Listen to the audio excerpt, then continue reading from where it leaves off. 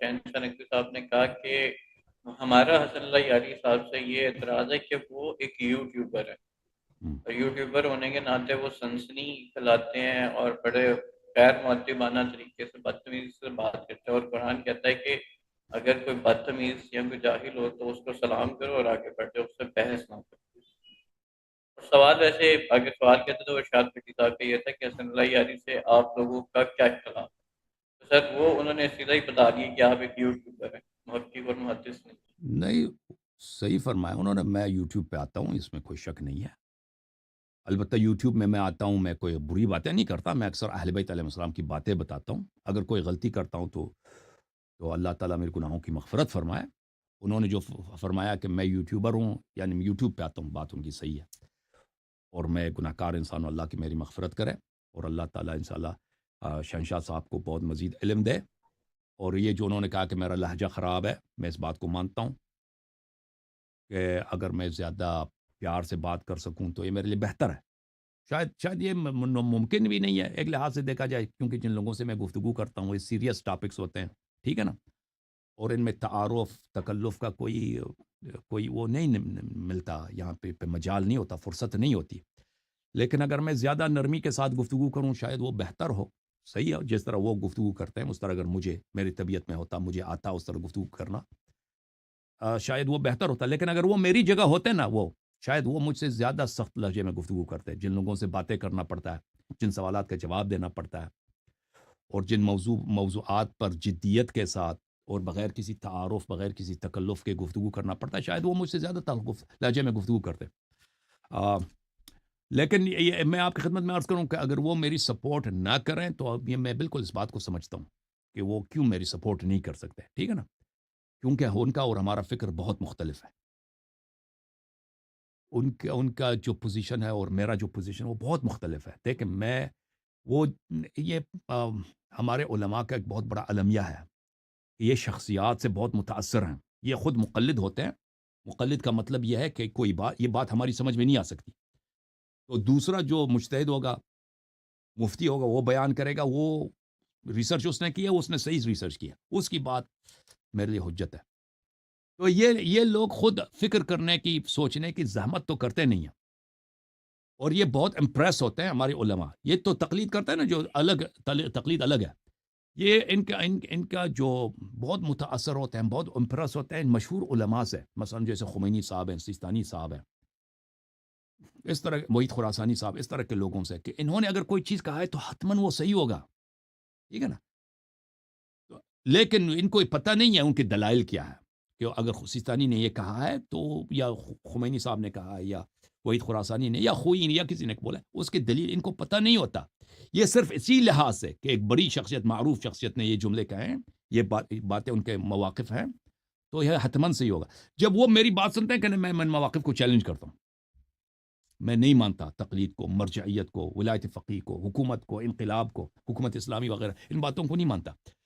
تو یہ ان کی مصیبت یہ ہوتی ہے، یہ دلیل کے ساتھ میری بات کو تو رد نہیں کر سکتے، کیونکہ ان کے پاس اپنا اتنا ریسرچ نالج ہے نہیں، ٹھیک ہے نا. انہوں نے ان باتوں کو انہوں نے پرکھنا نہیں ہوا، ان کو نہ پرکھنا آتا ہے نہ. تو دوسری طرف سے یہ بہت ساری وجوہات کی بنا پر میری تائید بھی نہیں کر سکتے، کیونکہ پھر ان کو پھر اپنے ساتھ بہت ساری باتوں کو چینج کرنا ہوگا، ٹھیک ہے نا. ان کے لیے آپ یہ توقع نہ رکھیں، جیسے کسی آغا خانی سے آپ توقع نہیں کر سکتے کہ وہ آغا خان کو چھوڑ کر آغا خانی رہے. تو آپ ان سے کبھی توقع نہیں کر سکتے کہ یہ لوگ مثلا خمینی صاحب کی کسی کام کو، کسی فعل، کسی جملے پہ نقد کریں، یا ان کے اہم جو مواقف ہیں ان کی وہ مخالفت کریں کہ یہ شیعوں کے ضرر یا اہل بیت علیہ السلام کی تعلیمات کے موافق نہیں ہے، شیعوں کے ضرر میں ہے، ٹھیک ہے. تو یہ کبھی یہ کام نہیں کر سکتے. اس کے بہت ساری وجوہات ہیں. پہلی وجہ یہ ہے کہ ان کا اتنی فکر ہے ہی نہیں، ان لوگوں کا اتنا مطالعہ ہے ہی نہیں. یہ مقلد حضرات ہیں ہر لحاظ سے.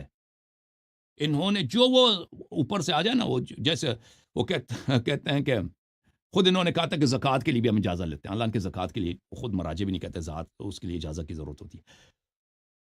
یہ جب تک وہ اوپر سے ایران سے ان کے لیے کوئی وہ جو ڈائریکشن آتا ہے وہ وہی کہیں گے، وہی بولیں گے. ان کے علاوہ ان کے پاس کوئی اختیارات، ان کے پاس جو اختیارات ہیں وہ یہی ہے کہ مجلس میں کون سے فضائل بیان کریں، ان کی اپنی ڈسکریشن ہوتی ہے.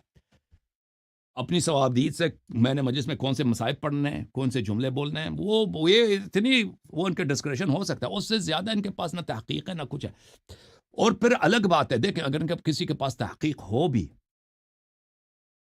دیکھیں وہ پھر ان کا مشکل یہ ہوتا ہے کہ وہ جس شخص کے بعد بھی تحقیق ہو وہ حتماً مجھ سے اگری کرے گا، کیونکہ یہ باتیں اجتہاد، تقلید وغیرہ یہ باتیں تو ایسے ہی ہیں۔ ولایت فقیہ، خمینی صاحب کا جو کفریہ جملے ہیں، ان کے جو کرتوت کارنامے ہیں خمینی صاحب کے، کتنے بے گناہ لوگوں کو اس نے قتل کیے ہیں، تو پھر وہ مشکل یہ ہے کہ اگر یہ جملے کوئی کہے نا تو یہ خودکشی کے، شیعہ معاشرہ اتنا جاہل ہے، شیعہ معاشرہ اتنا ایران کے کنٹرول میں ہے، مرجعیت کے کنٹرول میں ہے کہ کوئی شخص اس جملے کو وہ تقیہ کرے گا، ظاہر نہیں کرے گا۔ تو اگر ایسے افراد وہ کبھی میری تعریف نہ کریں، میں سمجھ سکتا ہوں، آئی انڈرسٹینڈ دیٹ، مجھے بخوبی پتہ ہے ان کی مجبوری کیا ہے۔ ان کی مجبوری ایک ہے کہ ان کی اتنی فکر نہیں ہے، دوسری بات یہ ہے کہ عملی طور پر اگر ان کی ریسرچ کہیں پہنچ بھی جائے تو وہ کبھی اس کا اظہار نہیں کر سکیں گے، کیونکہ ان کی دنیائی طور پر ان کا بہت بڑا نقصان ہوگا۔ لیکن میں ہمیشہ منتظر رہتا ہوں، آئی آلویز ویلکم، میں ہمیشہ منتظر ہوں کہ ایسے لوگ آ کے مجھے نشاندہی کریں، جیسے انہوں نے کہا نا کہ میرا لہجہ خراب ہے، ترش ہے، تند ہے، بالکل صحیح فرما رہے ہیں۔ مجھے اس پہ کام کرنا چاہیے، آئی نیڈ ٹو امپروو، مجھے بہتر پیار سے بات کرنی چاہیے۔ اللہ مجھے سکھا دے، اللہ مجھے توفیق دے۔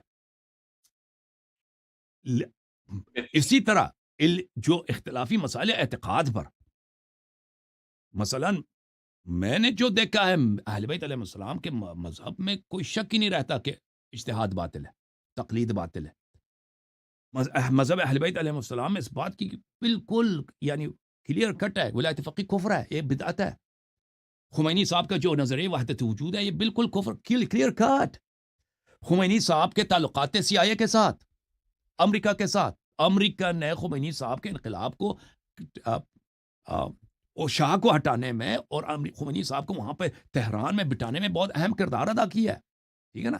یہ باتیں جو ہیں یہ اس کے ابھی دیکھیں اس کے بہت سارے آرکائیوز ہیں، جو لیٹرز ہیں خمینی صاحب کے ساتھ، جو کورسپونڈنس ہیں، وہ تو پچھلے 15-20 سال میں وہ ڈی کلاسیفائی ہو گئے ہیں، باہر آئے ہیں۔ اور خمینی صاحب کے بہرحال ان کے اپنے جو ان کے ساتھی تھے، جو انقلاب سے پہلے ان کے ساتھ تھے، انہوں نے جو اپنے آبزرویشنز لکھے ہیں، اپنے میموارز میں لکھے ہیں، وہ بہت اس کی تفصیلات بہت زیادہ ہیں، یعنی یہ باتیں جدال کرنے کے قابل نہیں ہیں۔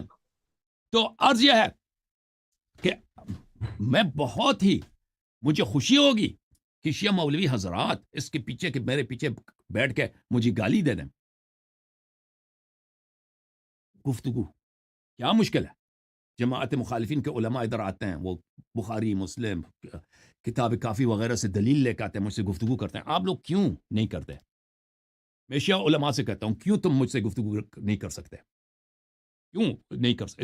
اس کی وجہ یہی ہے کہ آپ حضرات ڈرے ہوئے لوگ ہو، آپ حضرات فکری لحاظ سے نہ صرف عمل میں تم مقلد ہو، فکر میں بھی مقلد ہو، کہ جو سیستانی نے بولا ہے خمینی وہ حق ہے، وہ قرآن منزل ہے، جو اہل بیت علیہ السلام نے بولا اس سے تمہیں کام ہی نہیں ہے، ٹھیک ہے نا۔ تو یہ آپ لوگوں کا مشکل ہے کہ آپ نے، میں معصومین علیہ السلام کی باتیں نقل کرتا ہوں، اور یہ حضرات ان کے لیے دین ان کی مرجعیت ہے، نہ صرف عمل حلال و حرام میں بلکہ عقائد و اعتقاد میں۔ جی سر، تو مجھے بڑی خوشی ہوگی کہ شیعہ مولوی حضرات اس کے بجائے کہ مجھے گالی دے دیں، مجھے ایجنٹ کہیں، بغیر کسی دلیل کے جھوٹ بولیں، اس طرح آ کے مجھ سے گفتگو کریں، میری خامیوں کی نشاندہی کریں کہ بھائی یہاں پر آپ کی غلطی ہے، ٹھیک ہے نا۔ اور یہ کبھی نہیں آئیں گے، اور یہ خود بہترین دلیل ہے کہ میرے مواقف صحیح ہیں، اور میں جو ادعا کر رہا ہوں کہ یہ نہ صرف عمل میں مقلد ہیں بلکہ فکر میں بھی مقلد ہیں، یہ میری بات بالکل صحیح ہے۔ جی سر، مزید جوم جاؤ، پرواز کرو، کیوں فخر سے سر اٹھا، کیونکہ اللہ تعالیٰ نے تمہیں انتخاب کیا، صراط حق پر صرف تم ہو، صراط ایمان پر صرف کیا، کیونکہ اللہ تعالیٰ نے تمہیں انتخاب کیا، صراط حق پر صرف تم ہو، صراط ایمان پر صرف